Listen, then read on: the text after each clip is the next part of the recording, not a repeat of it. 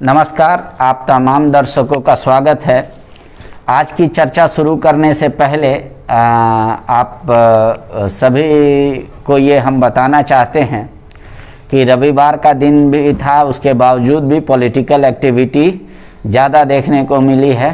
कल लालू यादव जिस मामले में, चारा घोटाला मामले में दोषी करार दिए गए हैं, उस पर फैसला आने वाला है, सज़ा का ऐलान होगा कल। और आज जिस तरीके से कांग्रेस ने चिंतन शिविर का जो आयोजन किया, आज वो पहला दिन था उनका। 3 दिवसीय ये चिंतन शिविर गिरिडीह के मधुबन में है। लेकिन सबसे बड़ी खबर यही आज दिन भर की ऐसे माने तो रहा कि अमित महतो ने पार्टी से इस्तीफा दे दिया है जेएमएम से। अमित महतो सिल्ली के पूर्व विधायक भी थे और उन्होंने 1 महीना पहले ही इस बात की घोषणा कर रखी थी कि अगर पार्टी खतियान आधारित नियोजन नीति नहीं लाती है तो वो पार्टी को अलविदा कह देंगे। अपने कथनी के अनुसार उन्होंने आज फैसला ले लिया। हमारे साथ सूरज ठाकुर हैं जो आपको बताएंगे इस पूरे बारे में। अमित महतो ने इस्तीफा देने से पहले क्या कुछ कहा, किसको पत्र लिखा, क्या उनका एक्सप्रेशन था, क्या उनका एग्रेशन था, क्या जो भाषा विवाद चल रहा था उसको जब सरकार ने अपना स्टैंड वापस किया तो उसके बाद भी उनके रुख में कोई नरमी देखने को मिली? देखिए, उनके रुख में कोई नरमी देखने को नहीं मिली। मुझे याद है कि करीब 1 से 1.5 सप्ताह पहले पंचायत सचिव अभ्यर्थियों से मुलाकात करने पहुंचे थे और वहां पर हमने ये सवाल उनसे पूछा था कि आपने जो एक चेतावनी, एक अल्टीमेटम सरकार को दिया है, उस बारे में आप क्या कहना चाहेंगे? क्योंकि अभी तक तो कुछ नहीं हुआ, क्योंकि उस समय तक भाषा विवाद लगातार जारी था, अलग अलग पक्ष के लोग सड़क पर थे। तो उन्होंने कहा कि नहीं, मैं अपने स्टैंड पर कायम हूँ और जहाँ से मैं जीत के आता हूँ, जिन लोगों को बोलकर मैंने सरकार का घोषणा पत्र मैंने जिनको गिनाया था, उसके प्रति मेरी जवाबदेही बनती है। तो आज उन्होंने सबसे पहले तो एक सोशल मीडिया में एक पोस्ट डाला कि जिस तरह का, चूँकि मैंने अल्टीमेटम दिया था और सरकार जो है उस पर कोई सकारात्मक पहल उनकी तरफ से हुई नहीं, तो मैं अपने कहे मुताबिक इस्तीफा देता हूं। दूसरा जो अहम बात है कि उन्होंने एक लंबी चौड़ी चिट्ठी जो है वो झारखंड मुक्ति मोर्चा के केंद्रीय अध्यक्ष जो हैं शिबू सोरेन, उनको लिखी है। उसमें क्या किया, इसका जिक्र उसमें किया? उन्होंने लिखा कि 2014 में जब मैं पहली बार जीत कर विधानसभा में पहुंचा, झारखंड मुक्ति मोर्चा को मैंने चुना विधानसभा जाने के लिए, तो चूंकि ये पार्टी स्थानीयता की बात करती थी, आदिवासी मूलवासी की बात करती थी, कहती थी कि खातियान आधारित हम स्थानीय नीति लाएंगे, झारखंड झारखंडियों के लिए होगा, इन नीति के आधार पर बनी थी। और मैं जब सदन में पहुंचा तो मुझे ये उम्मीद थी। हालांकि उसके लंबे इंतजार के बाद सरकार जो है 2019 में बनी। गठबंधन की सरकार भले हो, लेकिन अगुवाई झारखंड मुक्ति मोर्चा कर रही है। तो ऐसे में हमें भी और लोगों को भी, जो मेरे पीछे लामबंद हैं, उनको भी ये उम्मीद थी कि अब कम से कम सरकार खातियान आधारित स्थानीय और नियोजन नीति लेकर आएगी, भाषाई अतिक्रमण नहीं होगा। लेकिन इन तमाम मसलों पर सरकार फेल रही। तो एक तो बात है कि जो नीति लेकर आई वही स्पष्ट नहीं है। एक तो पहले कि मैट्रिक इंटर जो भी पास करेगा झारखंड से, उसकी नियुक्ति की बात है। तो आप जानते हैं कई स्कूल जो केंद्र सरकार द्वारा संचालित हैं, उसमें कई बार ऐसी होता है कि दूसरे स्टेट के बच्चे यहाँ से इंटर या मैट्रिक कर रहे हैं तो वो एलिजिबल हैं, और अगर कोई यहाँ का बच्चा जो रहने वाला है बाहर से करेगा तो वो नहीं होगा। दूसरा जो उन्होंने मसला उठाया कि इसके अलावा जो भाषाई अतिक्रमण का है कि आपकी सरकार थी, इसके बाद भी आपने लागू होने दिया। आप क्षेत्रीय भाषाओं की जो सूची थी जिला स्तरीय पदों में, चतुर्थ वर्ग श्रेणी के नौकरियों में, आप भोजपुरी, मगही, मैथिली अंगीकार कर। वो तो ये भी कह रहे हैं कि भाषा का विवाद नहीं बनाना चाहिए सरकार को। ऐसे तो उनका मानना है कि 9 जनजातीय भाषा जो है बस वही है, उसके अलावा वो कह रहे हैं बस नियोजन जो हो वो खतियान आधारित हो। हाँ। बाकी वो बोल रहे हैं फिर किसी भी कौन सा भाषा बोलता है इस पर नहीं पढ़ना चाहिए। उर्दू का भी उन्होंने विरोध किया कि भाई इस तरीके से कैसे हो सकता है हमारे पूरे झारखंड की भाषा। तो वो सिर्फ ये चाहते हैं कि भाषा विवाद में ना पड़े सरकार, और जो नियोजन नीति हो वो खतियान आधारित हो। यही मूल उनका डिमांड है। जो मूल डिमांड था वही था कि नियोजन नीति जो है वो खातियान आधारित हो, जो स्थानीय नीति बने वो खातियान आधारित हो और ज़्यादा से ज़्यादा यहाँ के लोगों को मौका मिले। उनका यही कहना था और सही बात है कि उस पर कोई स्टैंड जो है क्लियर सरकार का नहीं दिखा। अब आगे अमित महतो का राह किस ओर जाता दिख रहा है आपको? क्या वो फिर से एक बार राष्ट्रीय पार्टी का रुख करेंगे? क्योंकि अगर क्षेत्रीय पार्टी का रुख करते हैं, जो झारखंडी और झारखंडी अस्मिता की बात करती है, वो है दो ही, एक आजसू एक जेएमएम। जेएमएम सत्ता में आई नहीं कर पाई उनके नेतृत्व में, तो क्या अमित महतो आजसू ज्वाइन करेंगे? ये भी अब सवाल उठता है। या फिर निश्चित रूप से ये सवाल उठेंगे ही, क्योंकि जब उन्होंने अल्टीमेटम दिया था और जब झारखंड मुक्ति मोर्चा के नेताओं से ये सवाल पूछा जा रहा था कि आप ही की पार्टी का एक पूर्व विधायक इन मुद्दों पर अल्टीमेटम दे रहा है, तो उनका कहना था कि ऐसा नहीं है, उनकी अपनी राजनीतिक जमीन खिसक रही है और उनको लग रहा है कि लहर के विपरीत हम जाएं तो अपने लिए जो एक सियासी मंच जो है, एक सियासी नींव खड़ा कर पाएंगे। क्योंकि ये मुद्दा है और इसी को लेकर जन भावना उद्वेलित हो रही है और भाषा को लेकर एक बड़ा विवाद खड़ा हुआ। स्थानीय और नियोजन नीति को लेकर आप जिन भी अभ्यर्थियों से बात करेंगे वो कह रहे हैं, तो निश्चित रूप से ये सवाल तो पूछा ही जाएगा कि क्या वो आजसू की तरफ जाएंगे। और आजसू की तरफ जाने को लेके इसलिए भी सवाल होंगे, पहली बात कि युवा हैं और आजसू की तरजीह जो है लेकिन उनकी पूरी राजनीति सुदेश महतो के खिलाफ खड़ी हुई है। सिल्ली से वो विधायक रहे हैं, आजसू में सुप्रीमो है सुदेश महतो, तो क्या इतना बड़ा त्याग करेंगे अमित महतो कि नहीं वो आजसू में जाकर राजनीति करेंगे, या फिर निर्दलीय ही रहकर घूमना पसंद करेंगे, सामाजिक संगठन बनाएंगे इस तरीके? देखिए, अगर आजसू के जाने के सवाल पर हम बात करें तो जैसा कि आपने कहा कि मुख्य राजनीतिक प्रतिद्वंदी है, क्योंकि सिल्ली से विधायक हैं आजसू पार्टी से, वो जो केंद्रीय अध्यक्ष हैं और वो भी सिल्ली से लड़ते रहे हैं, तो निश्चित रूप से राजनीतिक प्रतिद्वंदिता है। लेकिन जब आपके राजनीतिक अस्तित्व पर ही सवाल खड़ा हो जाए तो एक बात कही जाती है कि राजनीति में ना तो कोई स्थायी दोस्त होता है ना स्थायी दुश्मन होता है। तो कई बार आप मतलब इस पे कौन यकीन कर सकता था कभी जम्मू कश्मीर में भारतीय जनता पार्टी और पीडीपी मिलकर सरकार बना लेंगी? हाँ, लालू और नीतीश मिलकर सरकार बना लेंगे।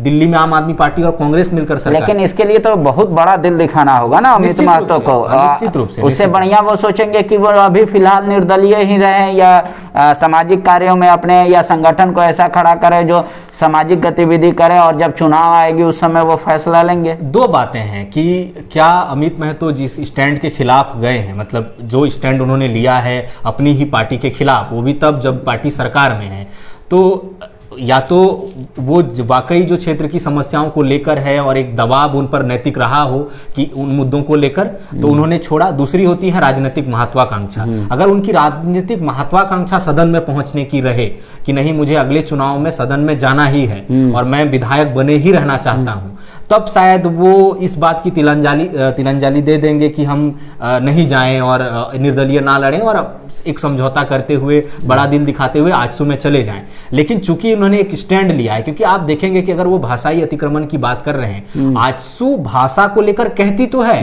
वो ये कहती है कि सरकार स्टैंड क्लियर कर दे, सरकार खुलकर क्यों नहीं कहती। लेकिन आप पिछले 1 दर्जन बयानों को अगर अब उठा लें आजसू सुप्रीमो के, तो वो ये नहीं कहते, भोजपुरी, मगही, मैथिली, अंगिका का नाम नहीं लेते हैं। आप गौर से देखेंगे आमतौर पे आजसू का जो प्रेस कॉन्फ्रेंस होता है वो साधारण आम लोगों को समझ में भी नहीं आएगा। वो काफी इंटेलेक्चुअल टाइप का बयान देते हैं उनके प्रवक्ता, या आप देखिएगा सीधे तौर पे अटैक करने से ज्यादा होता है वो पूरी बात को घुमा, जैसे आप वो आजसू उर्दू का विरोध भी कर रही है पर उनके किसी भी नेताओं में आपको उर्दू का शब्द नहीं सुनने को नहीं मिलेगा। तो लेकिन वो आजसू का वो नहीं है। आजसू, मेरा कहना है कि जब ये खतियान आधारित नियोजन नीति, स्थानीय नीति की मांग कर रहे हैं अमित महतो, और इसके 2 पार्टी झारखंड में सबसे बड़ी पक्षधर मानी जाती है, एक झारखंड मुक्ति मोर्चा और आजसू। झारखंड मुक्ति मोर्चा का द्वार आपने खुद ही बंद कर दिया, तो आजसू बचती है अगर राजनीतिक दल पे करना है, या फिर ये अपना एक संगठन खड़ा कर सकते हैं,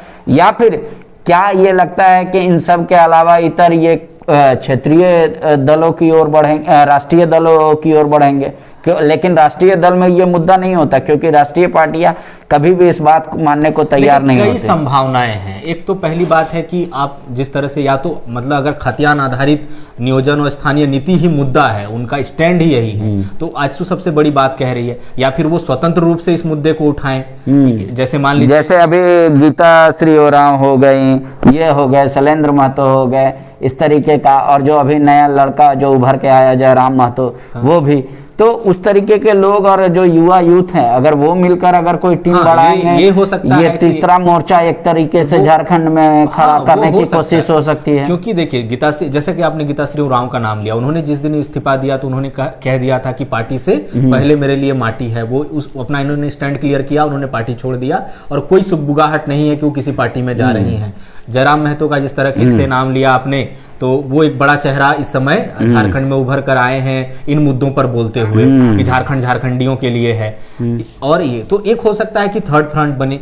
निर्दलीय की जहां तक बात है, एक तो है कि आप सरयू राय का उदाहरण ले लीजिए, मंत्री रहे हैं, अपनी बड़े में शख्सियत। नहीं, सरयू राय का तो राजनीतिक स्टैंड क्लियर था, उनको था कि हम रघुवर दास के खिलाफ हैं और रघुवर दास के खिलाफ चुनाव लड़ गए। उनकी बहुत महत्वाकांक्षा नहीं है, हालांकि उन्होंने एक राजनीतिक दल का जरूर गठन कर लिया है और अब उनके जो राष्ट्रीय अध्यक्ष हैं, जो माफ कीजिएगा, जो केंद्रीय अध्यक्ष हैं, वो घूम कर सदस्यता दिला रहे हैं, लेकिन वो तीसरा विकल्प झारखंड में बन पाए ऐसा नहीं लगता।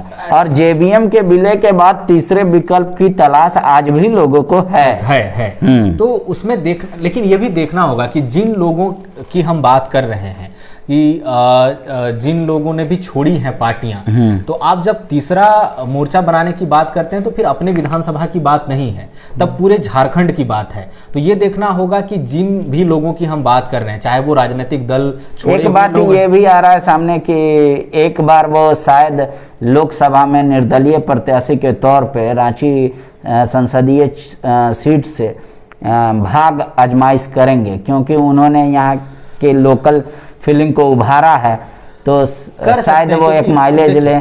2014 और 2022 में जब हम हैं तो एक फर्क जरूर है। देखिए कभी कभी क्या होता है कि आप धारा के विपरीत जब जाते हैं और वैसा मुद्दा आप पकड़ लेते हैं और अपना स्टैंड क्लियर कर देते हैं जो जन भावनाओं से जुड़ी हो, तो निश्चित रूप से एक नैतिक समर्थन आपको लोगों का मिल जाता है। और अगर आप निर्दलीय चुनाव लड़ना चाहें, चाहे विधानसभा का या लोकसभा में खड़ा हो पाए, आप जीतते हैं या नहीं जीतते हैं, मान लीजिए कि आप भारतीय जनता पार्टी के खिलाफ ही खड़े होते हैं किसी कैंडिडेट के खिलाफ, तो एक बड़ा चेहरा आप हारकर भी बन जाते हैं, क्योंकि जन भावनाओं को लेकर आपका स्टैंड क्लियर है, चाहे आप विधानसभा ही निर्दलीय का लड़ लें। क्योंकि इस समय जो पार्टी, जो एक झारखंड में एक माहौल है, क्योंकि जो सरकार अभी बनी है और उनके मैनिफेस्टो का हिस्सा ही रोजगार था, हिस्सा ही स्थानीय और नियोजन नीति थी, स्थानीय है खाद्यान्न आधारित नियोजन नीति थी, तो निश्चित रूप से वो चीजें हुई नहीं है 2 सालों में। सरकार कुछ भी उसके पीछे तर्क दे, और एक जो जन भावना है उसके खिलाफ है, और उसके समर्थन में जो भी स्टैंड लेगा निश्चित रूप से एक नैतिक समर्थन एक बड़े जनसमूह का हासिल कर ही लेता है। तो कम से कम ये हिम्मत तो आ ही जाती है कि वो निर्दलीय प्रत्याशी के तौर पर चुनाव लड़ने का फैसला करे। तो अमित महतो ये भी कर सकते हैं, इसमें कोई मतलब इस संभावना से इनकार। चलिए अमित महतो, क्या अगला स्टैंड क्या होगा, वो कहाँ कहाँ जाते हैं? हालांकि उनसे जो फॉलोअप की बात हुई, उन्होंने कहा कि जितने भी हमारे झारखंड के महापुरुष हैं पहले उनकी माटी को वो नमन करेंगे जाकर, उसके बाद ही कुछ आगे कैसे वो सामाजिक मुद्दे को लेकर हमेशा जागरूक रहेंगे। और छात्र भी जब भी आंदोलन में उन्हें निमंत्रण देंगे तो वो स्वीकार करेंगे, कहा कि आंदोलन करेंगे उनके साथ नौकरी के विषय को लेकर। अब कांग्रेस का क्या रुख है? कांग्रेस ना हाँ में दिखती है, ना में दिखती है, ना सत्ता में दिख रही है, ना विपक्ष में दिख रही है। कांग्रेस ने खुद में एक ऐसी स्थिति बना ली है कि उनके विधायक भी सरकार के खिलाफ हैं, अपने मंत्री के भी खिलाफ हैं। उनके पहले अभी देखिए आप कुछ 1-2 दिन पहले उनके प्रदेश अध्यक्ष का बयान आया कि किसने मांग की थी भोजपुरी और मगही को जोड़ने के लिए, इसलिए हम लोगों ने कहा कि हटा दीजिए। अरे भाई, अगर किसी ने मांग नहीं किया था तो सरकार किसके कहने पे की, और की तो फिर किसके कहने पे हटा दिया? और कांग्रेस फिर क्यों बीच में कह रही थी कि नहीं भोजपुरी और मगही होना चाहिए? तो अभी क्लियर नहीं समझ में आ पा रहा है कि कांग्रेस का अगला चाल क्या होगा या वर्तमान किस चाल में वो चल रही है। चिंतन शिविर का जो आगाज हुआ, क्या हुआ कुछ वहां पर? देखिए चिंतन शिविर में आज शुरुआत हुई उसकी। निश्चित रूप से एक खबरें थी कि राहुल गांधी उद्घाटन सत्र को वर्चुअली संबोधित कर सकते हैं, लेकिन ऐसी कोई खबर नहीं किया है उन्होंने। तो आज मुख्य रूप से प्रदेश अध्यक्ष राजेश ठाकुर, प्रदेश प्रभारी अविनाश पांडे, इसके अलावा जो वरिष्ठ नेता हैं आलमगीर आलम हैं, डॉक्टर रामेश्वर उरांव है, सुबोध कांत सहाय हैं, इन लोगों ने संबोधित किया। कुल मिलाकर चिंतन शिविर में जो पहले दिन की बातचीत रही वो झारखंड में संगठन को मजबूत करने की रही, और ये इसलिए भी ये अपेक्षित था क्योंकि पिछले 1-2 महीने से बहुत झारखंड में जो कांग्रेस की राजनीति है उथल पुथल के दौर से और अंदरूनी कलह से गुजरी है। खुलकर बयानबाजियां हुई हैं, चाहे जिस भी तरीके से हो, मंत्रियों के खिलाफ बोला गया है, प्रदेश अध्यक्ष के बारे में बोला गया है, वो सुगबुगाहट दिखी। इसके बाद प्रदीप बालमुचू और आपके सुखदेव भगत आते हैं, उनको समन्वय समिति जो बनती है एक कमेटी उनकी, उनमें शामिल किया जाता है। उसके विरोध में कई धीरज साहू एयरपोर्ट पर आ रहे थे, उनसे पूछा तो उन्होंने कहा कि अब आ ही गए हैं, हाईकमान का फैसला है तो मैं इस पर कुछ नहीं कहूँगा, लेकिन अगर आए हैं तो अब अनुशासन से रहें। तो इस तरह से खुलकर नेताओं की बयानबाजी हुई है। तो आज मुख्य रूप से जो अविनाश पांडे ने ये बात कही कि हमारा फोकस जो है वो 2 बिंदुओं पर होना चाहिए। पहली बात कि हम जब सरकार में का हिस्सा हैं तो जो भी नीतियां बन रही हैं उसमें हमारी भागीदारी कितनी है और हमारा जो दबाव समूह है वो कितना काम कर रहा है। क्योंकि कई मौकों पर देखा गया कि ऐसे लगा कि झारखंड मुक्ति मोर्चा की तरफ से कोई नीति लागू कर दी गई, कोई योजना लागू कर दी गई और कांग्रेस के जो नेता हैं या मंत्री हैं वो वहापोह की स्थिति में थे। जब वो सार्वजनिक मंच पर आ रहे हैं तो बोलने की स्थिति में नहीं है, जैसे कि उन्हें कोई जानकारी नहीं थी इस बारे में या वो कुछ बोल नहीं सके। दूसरी जो अहम बात थी तो उन्होंने ये बात कही कि हम संगठन में रहते हुए हमें ये देखना होगा कि हम सरकार का हिस्सा तो हैं और इसके साथ साथ हम संगठन को कैसे मजबूत करते हैं। तो एक तो जानते हैं सदस्यता अभियान चल रही है, तो उन्होंने आप एक नया जो निर्देश दिया है, तमाम जो जिलाध्यक्ष आज बुलाए गए थे सभी 24 जिलों के, उनको ये दिया गया है कि आप जब यहाँ 3 दिन के बाद लौटेंगे तो तुरंत एक कार्यकर्ता सम्मेलन बुलाएं और कार्यकर्ता सम्मेलन बुलाएं और कार्यकर्ताओं को निर्देशित करें कि सदस्यता अभियान जो है चल रहा है उसको और कितना व्यापक बनाया जा सकता है। दूसरा उन्होंने अहम बात कही कि 2024 में विधानसभा का भी चुनाव होना है, लोकसभा का चुनाव होना है। हमें 2 चीजें तय करनी है, या तो हम इसी सरकार के साथ जाकर हम गठबंधन में लड़ेंगे, अगर हम गठबंधन में ही 2024 का विधानसभा चुनाव लड़ेंगे तो हमारी रणनीति क्या होगी, अगर हम अलग लड़ना चाहते हैं तो ग्राउंड लेवल पर उसकी कितनी तैयारी है हमारी। लोकसभा का भी चुनाव होना है तो अगर गठबंधन की बात है तो फिर विधानसभा में है तो उसका जो एक छाया है वो लोकसभा पर भी रहता है, तो क्या हम भी वो भी गठबंधन सीटों के बंटवारे के साथ लड़ेंगे? तो अगर उस तरह से लड़ेंगे तो क्या नीति है? मतलब अविनाश पांडे इस बात को मानकर चल रहे हैं कि हो सकता है ये संभव हो कि अगली बार उनके साथ जेएमएम ना रहे। हाँ, इस बात की संभावना, और उसके लिए वो कार्यकर्ताओं को तैयार करना चाह रहे हैं। हाँ, तो बेसिक बात वही है, क्योंकि कार्यकर्ताओं का सम्मेलन बुलाना, चिंतन शिविर में सभी जिलाध्यक्षों को बुलाना और ये कहना, जो स्पष्ट 2 बातें वो कह रहे हैं कि हमें ये तय करना पड़ेगा कि सरकार के चलते चलते हमारा संगठन तो कमजोर नहीं हो रहा, या ये संदेश तो नहीं जा रहा है जनता में कि जो भी निर्णय आ रहा है वो झारखंड मुक्ति मोर्चा की तरफ से आता है और हम हाँ या ना बोलने की स्थिति में नहीं होते हैं, जो आपने एकदम शुरुआत में ही कहा कि वह पोह की स्थिति में रहते हैं कांग्रेस के। तो लेकिन अभी बन्ना गुप्ता, प्रदीप यादव, पूर्णिमा, नीरज सिंह, दीपिका, वो तो तमाम लोग जो यहाँ भोजपुरी, मगही, अंगिका ये सब भाषाओं के समर्थन में खड़े थे और पूरी जोरदार तरीके से खड़े थे। आपको याद होगा कि कुछ दिन पहले बन्ना गुप्ता ने कहा कि वे भाई हम तो सभी का भाषाओं का सम्मान करते हैं, और फिर उन्होंने जो एक कहावत भी कही कि अपना घर में दियारा तो सब्बे जरई हैं, बनवा में दियारा जराई तो जानी। तो उस तरीके का जब वो बात कह रहे हैं तो आपको लगता है इतनी आसानी से वो पचा पाएंगे, या उनके जो वोटर हैं वो पचा पाएंगे कि कांग्रेस अपना स्टैंड क्लियर नहीं की भाषा को लेकर, या कांग्रेस ने ही कहा कि हम लोग तो मांगे नहीं थे? तो इतना आसान है क्या? ये भाषा विवाद भले ही पटाक्षेप कह रहे हैं, वो जगन्नाथ महतो हो गया है, लेकिन वाकई में होगा या कांग्रेस के विधायक इसको होने देंगे? मुझे नहीं लगता, क्योंकि कई मसलों पर विवाद रहा है, खास तौर पर भाषा विवाद को लेकर।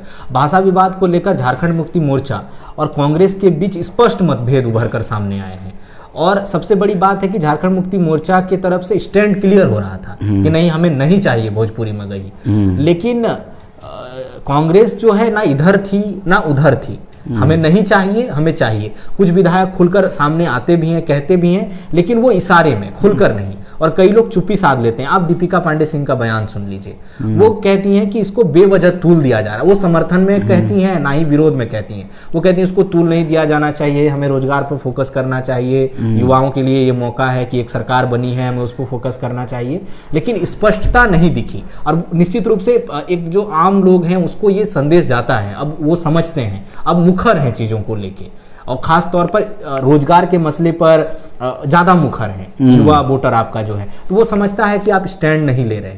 और वही बात है कि कांग्रेस मतलब अपने आप को थोड़ा सा फंसा हुआ महसूस कर रही है, कि ऐसे लगता है कि एक जाल बिछा जाता है, एक ट्रैप होता है किसी भी मसले को लेकर, और कांग्रेस घिर जाती है, कांग्रेस के विधायक उसमें घिर जाते हैं और स्पष्ट नहीं कह पाते। उनको लगता है कि हम अगर ये स्पष्ट से कह देंगे तो ये धड़ा नाराज हो जाएगा, अगर हम वो कह देंगे तो वो धड़ा नाराज हो जाएगा। झारखंड मुक्ति मोर्चा जानती है कि कॉन्स्टिट्यूएंसी की राजनीति हो रही है, स्टेट की राजनीति नहीं हो रही है।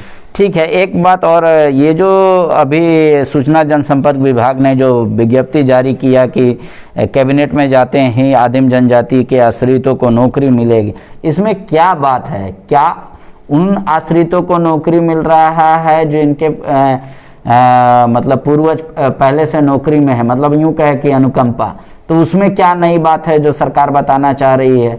और पहाड़िया जनजाति की बात आ रही है, तो क्या इसका पॉलिटिकल माइलेज लेना चाहती है जेएमएम? क्योंकि पहाड़िया जनजाति का वोट अधिकतर माना जाता है कि बीजेपी की ओर शिफ्ट करता है बल्क में, तो वो क्या खबर है और क्या सरकार बताना चाहती है? सूचना जनसंपर्क विभाग क्या बताना चाहता है?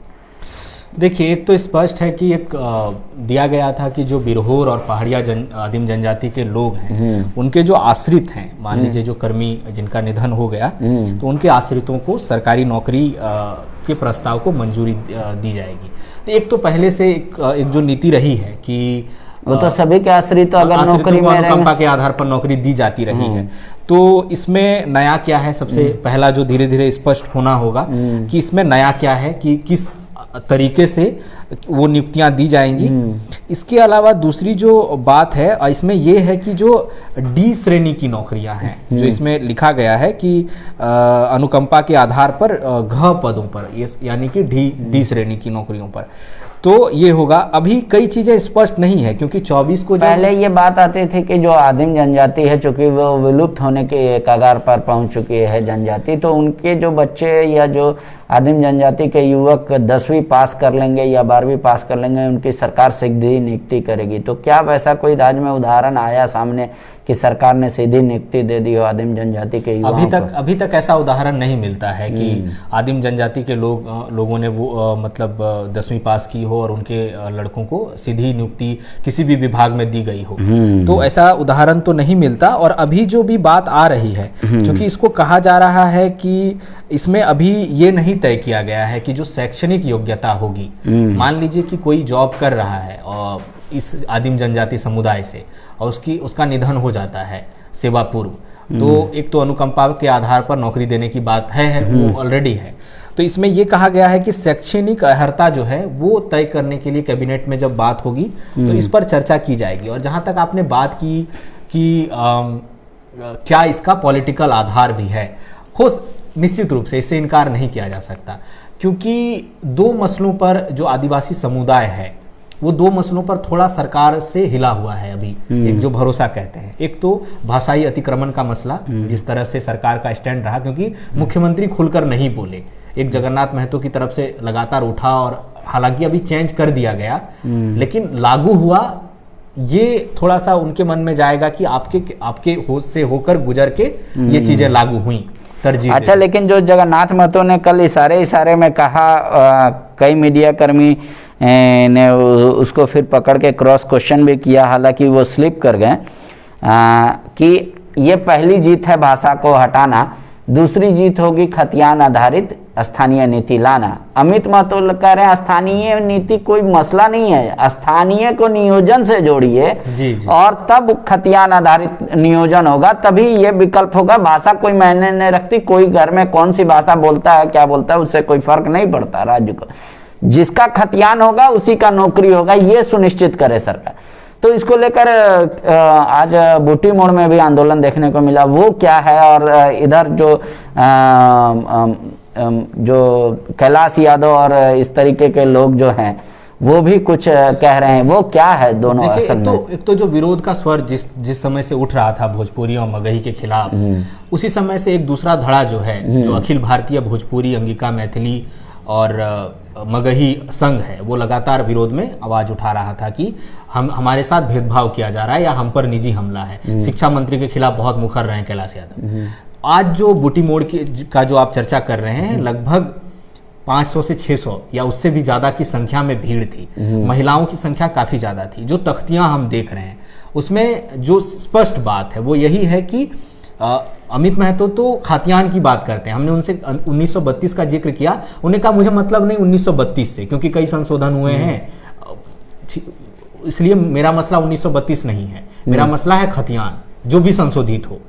जब हमने उनसे ये मतलब लास्ट सर्वे सेटलमेंट, हाँ लास्ट सर्वे सेटलमेंट जो भी हो खातियान आधारित होना चाहिए, वो 1932 हो 1986 हो, उससे वो मसला नहीं है। लेकिन आज जो बूटी मोड़ में लोग बैठे थे वहां पर स्पष्ट उनके जो बैनर था उसमें लिखा था कि 1932 का खातियान के आधार पर जो है वो नियोजन नीति बनाई जाए। तो केवल स्थानीयता स्पष्ट करने की बात नहीं है, जैसा आपने कहा कि एक तो है कि खातियान के आधार पर आप स्थानीयता स्पष्ट कीजिए और उन्हीं स्थानीय को नियुक्ति दीजिए, तो उसी आधार पर नियोजन नीति। अच्छा, इसकी मांग बूटी मोड़ में हो रही थी? बूटी मोड़ में हो रही थी। एक जो कौन सी पार्टी या कोई राजनीतिक दल या कोई संगठन कर रहा था? कोई भी किसी के बैनर तले लोग नहीं थे।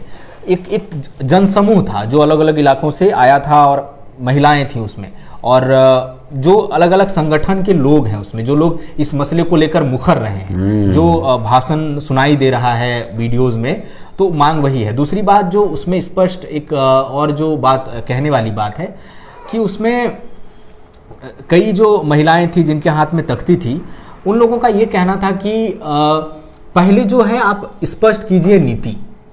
आप रोजगार की बात कर रहे हैं, जितने भी रोजगार देने की बात है या फॉर्म की बात है, वैकेंसीज की बात है, लेकिन पहले आप नीति स्पष्ट कीजिए, इसके बाद नियुक्ति की बात करिए। तो पहले नीति बाद में नियुक्ति की बात भी एक अहम मसला था जो उन पोस्टर्स में दिखा। उन पोस्टर्स में भाषाई अतिक्रमण भी दिखा। उन्होंने कहा कि भोजपुरी, मगही, अंगिका, मैथिली नहीं चलेगी, इसको हटाना पड़ेगा। इस तरह के भी जो हैं, और ये और भी स्पष्ट है क्योंकि जो बैनर लिखे थे उसमें 80% बैनर जो है वो नागपुरी और खोटा भाषा में था। तो निश्चित रूप से ये जो भाषा विवाद की बात थम नहीं रहा है, फिलहाल नहीं थमता दिख रहा है। शुक्रिया। या अब हम लोग क्या इस मतलब अभी सरकार की राह आसान नहीं दिख रही है। झारखंड में भले ही धनबाद और बोकारो से भाषा को हटाने की बात सरकार ने मान ली हो, भोजपुरी, मगही और अंगिका को, लेकिन अब कई स्तर पर कई तरह की डिमांड शुरू हो रही है और सब कोई खतियान आधारित नियोजन नीति की ही मांग कर रहा है और स्थानीय नीति की। तो अब ये सरकार को फैसला लेना है। अमित महतो का स्टैंड आपने देख लिया, लेकिन इससे कितना घाटा जेएमएम को होगा या कितना लाभ अमित महतो को होगा वो भी भविष्य में दिखेगा।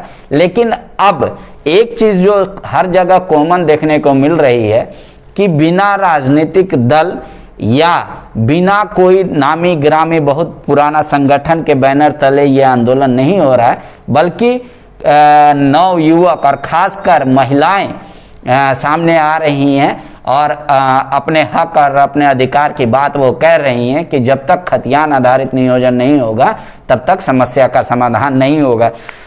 जो भी झारखंड में बड़ी खबरें आज दिन भर रही, हमने सोचा कि आपको विस्तार से बता दें, लेकिन आगे भी जो कहीं खबर होगी तो आप भी हमें सूचित करेंगे, हम उसको भी ज़रूर अपना प्लेटफॉर्म देंगे। और साथ ही जो कल की एक बात है वो सामने आने वाली है कि वो लालू के फैसला होगा, लालू यादव पर जो दोषी करार दिए गए हैं, सज़ा का ऐलान होगा। उस खबर को भी हम आपको दिखाएंगे हर पल। शुक्रिया।